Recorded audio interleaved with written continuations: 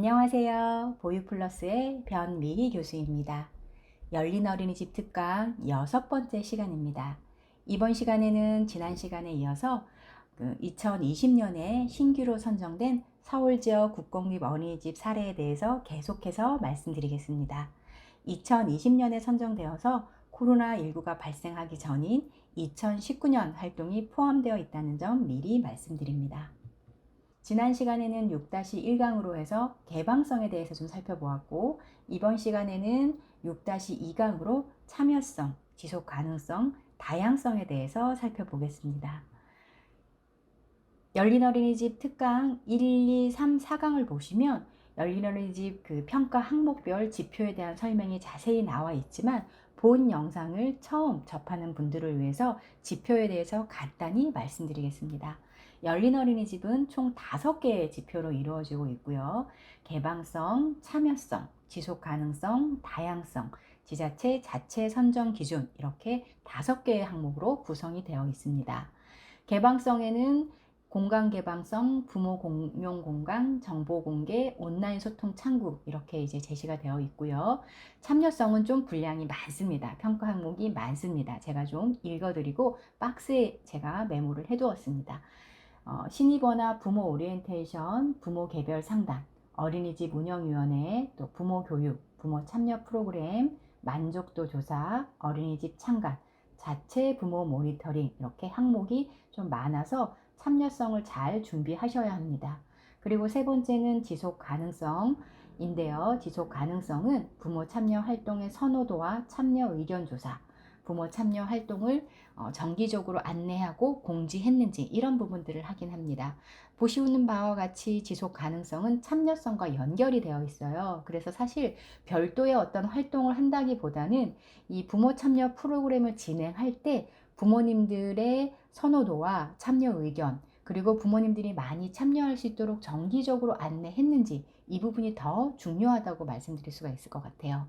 네 번째는 다양성인데요. 앞에 참여성에 보면 굉장히 많은 프로그램들이 있잖아요. 이 프로그램들이 한 활동에 치우치지 않고 골고루 균형 있게 잘 운영됐는지를 확인하는 부분이고, 또 우리 어린이집이 속해 있는 지역사회와 얼마나 연계하고 협력했는지, 이런 부분들을 보는 것이 다양성 평가 항목이라고 생각하시면 되고요. 그리고 이제 5번째, 지자체 자체 선정 기준이 있는데, 이 부분은 지자체마다 굉장히 다양하기 때문에 본 강의에서는 좀 제외하도록 하겠습니다. 그래서 여러분들이 이렇게 열린 어린이집 하면 총 5개의 평가 항목이 있다라는 것을 먼저 기억을 하시고 출발을 하시면 좋겠고요. 이 5개의 평가 항목에 따라서 다양한 어떤 사업이나 프로그램들을 진행을 하셔야 될 텐데, 이러한 다양한 프로그램들을 진행하실 때 준비하셔야 되는 서류 5가지를 꼭 기억해 주시면 좋을 것 같아요. 제가 6-1강에도 설명을 드렸는데, 화면 오른쪽에 보시면 제가 메모를 잘 해놨어요. 한번 보겠습니다. 수요조사, 참여 신청서, 계획서, 만족도 조사, 결과 보고서. 네, 이 부분 각 프로그램을 시작할 때 부모님에 대한 수요조사 한 이후에 프로그램이 결정이 되면 참여하시겠는지 참여 의사를 물어보는 참여 신청서, 이러한 참여 신청제에 기반해서 프로그램 계획을 하시고, 계획에 따라 진행하신 다음에는 프로그램을 통해서 부모님들이 얼마나 만족했는지 만족도 조사를 하시고, 전체적으로 결과 보고서를 작성하시게 되는 거죠. 프로그램의 목적이라든가 또 프로그램의 진행 내용, 그 다음에 만족도 조사, 그 다음에 이제 부모님들이 만족도 조사를 하시게 되면 뭐 주관식이나 객관식 문항에 대해서 부족했던 부분이 이제 표현할 수 있으시잖아요. 그러면 다음 프로그램에서는 우리가 이 부모님들의 이런 아쉬운 점들을 반영해서 우리가 어떻게 프로그램을 변화하겠다, 다음에 프로그램을 할 때는 이러한 부분들을, 부모님들이 좀 아쉬웠다는 부분들을 반영해서 우리가 프로그램을 어떻게 업그레이드 하겠다, 이런 어떤 내용까지, 피드백을 반영하는 내용까지 결과 보고서에 작성을 하시면 되겠죠.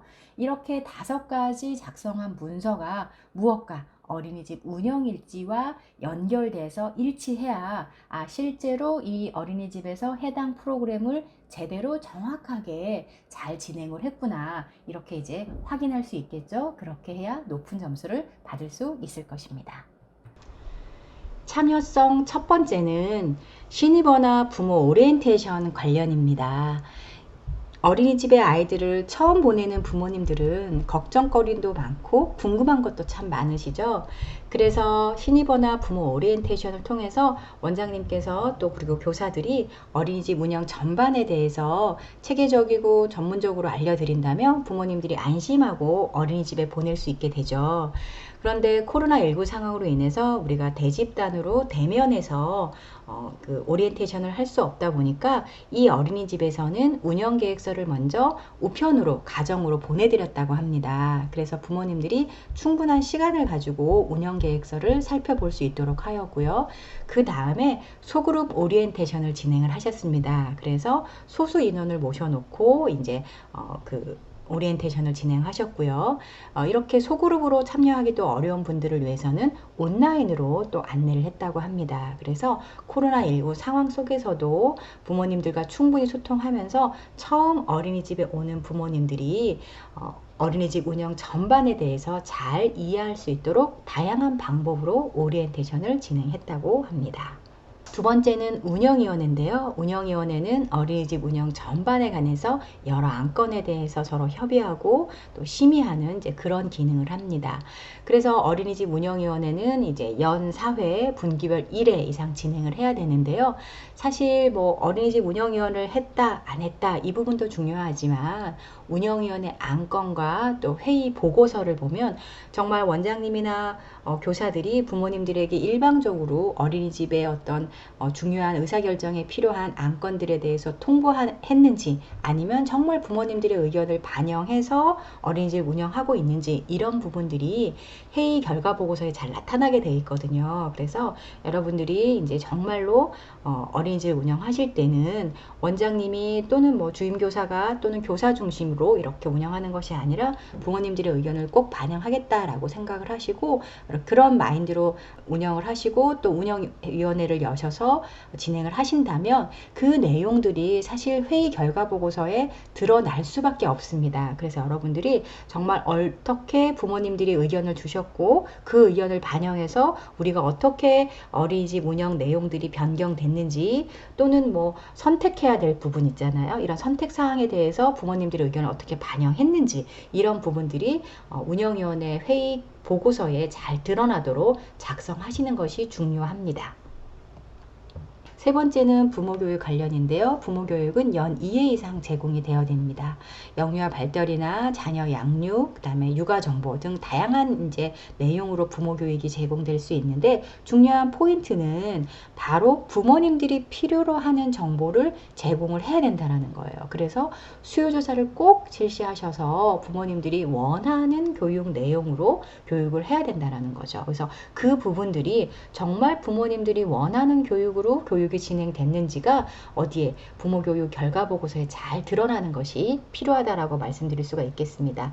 본 어린이집에서는 이제 부모 양육 특성과 효과적인 상호작용, 부모님들이 사실 또 굉장히 어려워하는 부분 중에 하나가 아이들과 어떻게 상호작용할 것인가 이 부분이잖아요. 그래서 이 부분에 대한 교육이 한 번 있었고 또 유아들의 눈높이에 맞는 성교육, 사실 뭐 최근에 그 유아들 간의 어떤 성과 관련된 이슈들이 좀 발생한 어린이집도 있었잖아요. 그래서 부모님들이 이제 우리 아이는 또 우리 어린이집에서는 이런 이제 걱정들을 많이 하시기 때문에 수요조사를 했을 때 부모님들이 유아반에서는 성교육과 관련된 그런 교육을 원하시는 분들이 많았습니다. 그래서 이제 이 부분을 제공을 했습니다. 그래서 어떤 내용이라도 괜찮은데 중요한 것은 지금 현재 다니는 부모님들이 원하는 교육으로 제공하는 것이 중요한 키포인트라는 거 기억해 주시기 바랍니다. 부모 참여 프로그램을 할 때는 부모님들이 무엇을 원하고 또 부모님과 아이들이 함께하면 좋은 프로그램이 무엇인지를 교사 선생님들이 또 계속해서 아이디어 회의를 하면서 조금 부모님들이 참신하다, 새롭다 이런 느낌이 들도록 프로그램을 준비하신다면 부모님들이 부모 참여 프로그램에 대한 만족도가 높게 나올 것이라고 생각을 합니다. 부모 참여 프로그램에서 중요한 것은 무엇이냐면 부모님들이 참여했을 때 즐겁고 재밌게 아이들과 좋은 추억을 만들 수 있는 활동을 준비하는 거예요. 근데 그것은 사실 어떻게 할 수가 있을까요? 여러분들이 다른 어린이집에서는 어떤 프로그램을 했는지를 많이 자료를 찾아보는 것이 중요해요. 우리가 생각하는 것은 한계가 있거든요. 그래서 여러분들이 많은 다른 어린이집 자료들을 수집해서 인터넷에서 또는 뭐 유튜브에서 많은 자료들을 찾아보시고 나서 부모님들이 만족도가 높았던 거, 재미있어 했던 프로그램이 무엇인지 좀 발견을 하신 다음에 진행을 하시는 것이 도움이 되겠죠. 다음은 부모 만족도 조사 관련입니다. 어린이집 운영 전반에 관해서 조사를 하셨습니다. 뭐 원장이나 교사에 대한 리더십과 교사 선생님에 대해서 어떻게 생각하시는지, 또 부모와의 소통은 잘 되고 있는지, 교사의 상호작용은 어떤지, 어린이집 운영 전반에 관한 부모 만족도 조사를 실시를 하셨고요. 실시하는 방법은 서면으로 발송하셨고, 또 두 번째는 네이버 폼으로 진행을 하셨다고 합니다. 여러분 잘 아시다시피 네이버 폼이나 구글로 그 설문조사를 진행할 경우에는 기본적인 통계 수치가 나오기 때문에 여러분들이 결과보고서 작성할 때 굉장히 유리한 면이 있습니다. 다만 다문화 가정이나 뭐 조성 가정, 또 연세가 좀 있으신 부모님 같은 경우에는 스마트폰으로 하는 네이버 폼이나 구글 설문지에 를 하시는데 불편함을 경험할 수도 있으세요. 그래서 그럴 경우에는 이제 서면으로 할 수 있도록 두 가지 방법으로 하시는 것이 좋겠다라고 말씀을 드릴 수가 있겠고요. 객관식 문항과 주관식 문항으로 구성하셔서 객관적으로 어떻게 생각하시는지 만족도 평점이 나올 수 있겠고, 주관적으로 어떤 부분에서 부족한 부분이 있는지, 어떤 부분에 대해서는 좀 만족하시는지, 이런 부분들을 조사하는 것은 어린이집 운영에 도움이 될 것이라고 생각이 듭니다.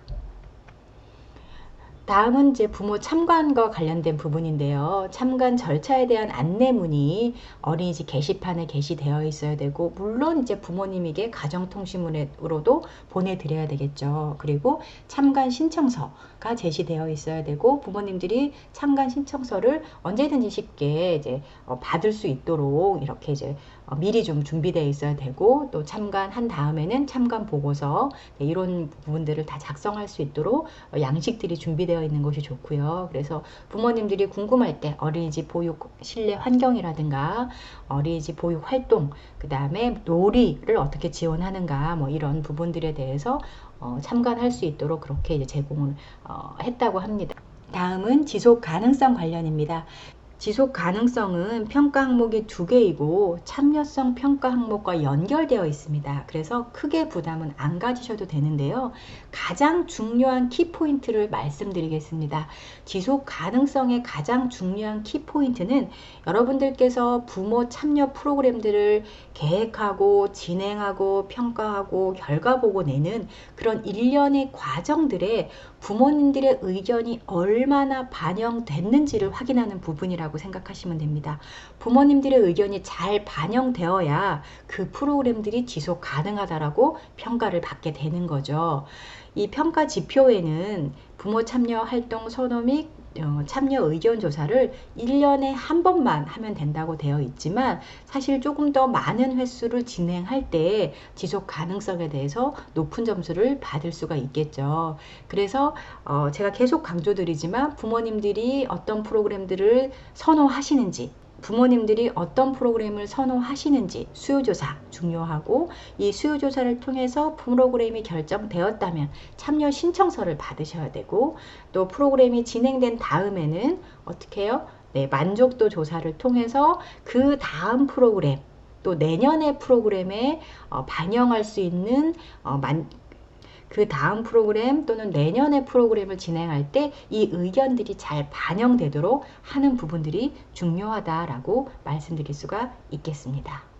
다음은 지속 가능성에서 부모 참여 활동의 정기적인 안내 및 공지입니다. 연 4회 이상 부모 참여 활동에 대해서 공지를 하고 안내문을 제시를 해줘야 되는 거죠. 그래서 정말 부모님들이 어린이집의 다양한 프로그램들에서 잘 알 수 있도록, 그래서 본인이 시간이 없어서 또 뭐 바쁜 일이 있어서 참여를 못하지만 어린이집에서 어떤 프로그램을 하고 있는지는 알 수 있도록 해야 된다는 거죠. 그리고 사실 이렇게 정기적으로 계속 안내를 하고 공지를 하면 부모님들이 자연스럽게 어린이집에 관심을 가지고 참여를 하게 되겠죠. 그러면 이제 지속 가능성이 높다라고 평가를 받게 되는 거죠. 다음은 다양성과 관련된 부분인데요. 다양성에서는 두 가지 평가 항목이 있어요. 부모 참여 활동의 균형적 운영이라는 부분과 지역사회 연계 및 협력 활동이라는 부분인데요. 부모 참여 활동의 균형적 운영은 앞부분의 참여성 부분에서 부모 교육, 부모 참여 프로그램, 열린 어린이집, 즉 다양한 프로그램들을 운영을 했잖아요. 그래서 그 부분과 관련된 부분이라고 생각을 하시면 될 것 같아요. 그래서 정말 다양한 프로그램들 운영했는지를 평가하는 부분이고요. 두 번째는 지역사회 연계 활동인데 본 어린이집에서는 굉장히 지역사회 기관들과 연계 활동을 많이 했습니다. 예를 들어서 관악 시니어 클럽과 연계해서 사진에서 보시면 아시겠지만 이제 좀 어르신들이 오셔서 아이들에게 한자를 가르치는 이런 프로그램도 진행하셨고, 그리고 다문화 가족 지원센터 연계해서 세계 속 금천 별곡이라는 프로그램도 진행을 하셨고, 또 보건소와도 연계해서 알레르기 비염 꼼꼼히 알려주세요 라는 프로그램도 진행을 하셨다고 합니다. 말씀드린 것처럼 사례를 제공한 어린이집에서는 지역사회 다양한 기관들과 협력해서 아이들에게 프로그램을 제공하는 모습들을 보셨을 텐데요. 여러분들께서도 각자가 소속된 지역사회에서 연계할 수 있는 기관들을 찾으셔서 협력하는 프로그램들을 진행하신다면 좋은 평가를 받으실 수 있을 겁니다.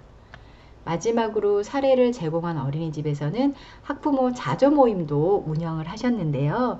네, 이 자조 모임을 통해서 마스크도 만들고 마스크 스트랩도 만들어서 아이들에게 제공하는 이런 의미 있는 활동을 하셨다고 합니다. 또 코로나19 시대에 꼭 필요한 활동을 하셨다는 느낌이 드는데요.